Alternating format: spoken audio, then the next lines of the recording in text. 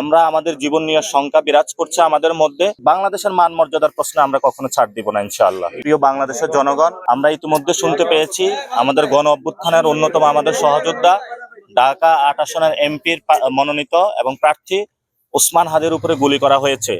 ঢাকা মেডিকেলে উনি চিকিৎসাধীন অবস্থা রয়েছে। আমরা আমাদের জীবন নিয়ে শঙ্কা বিরাজ করছে আমাদের মধ্যে। বর্তমান সরকারকে, যারা মাঠে আছেন তাদেরকে নিরাপত্তা বিধান করতে হবে। সাউথ টাউনে হোক আপনার স্বপ্নের আবাসন, শতভাগ রেডি প্লট, সাথে সাথেই সাফ কাবলা রেজিস্ট্রি।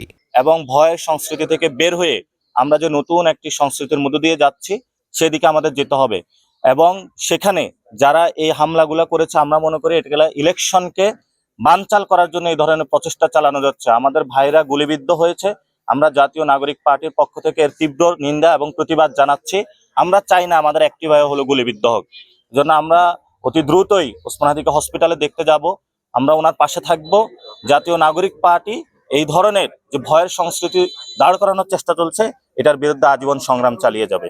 যে আমাদের জীবনের উপরে শঙ্কা রয়েছে, আমরাও যে কোনো সময় গুলিবিদ্ধ হতে পারি, আমাদেরকেও যে কোনো সময় মেরে ফেলা হতে পারে। আমাদের তো 5 তারিখের আগে মেরে ফেলার চেষ্টা করা হয়েছিল, পরেও মেরে ফেলার চেষ্টা করা হয়েছে। আমাদের জীবনটা এখন আছে, তবে আমৃত্যু আমরা লড়াই করে যাব। বাংলাদেশের মান মর্যাদার প্রশ্নে আমরা কখনো ছাড় দিব না ইনশাআল্লাহ।